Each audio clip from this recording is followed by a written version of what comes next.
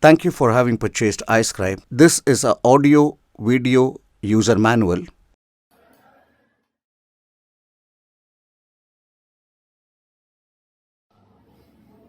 Now to use the edit functionality, if I want to add anything more or delete on the previous saved pages, I can click edit.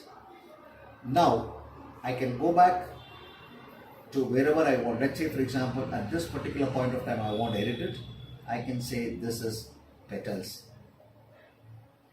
Or if I want to now go and then say video manual, I want to highlight it, I can do video manual.